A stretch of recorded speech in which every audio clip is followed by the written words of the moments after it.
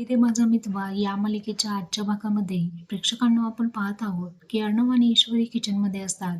आजीच्या वाढदिवसानिमित्त काहीतरी खास अर्णव स्वतःच्या हाताने बनवत असतो. ईश्वरी करंजी कशी बनवायची हे त्याला शिकवत असते.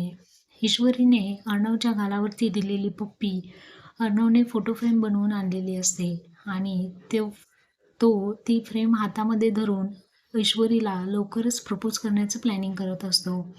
आजीचा वाढदिवस असतो आणि सगळेजण आजीला विश करतात.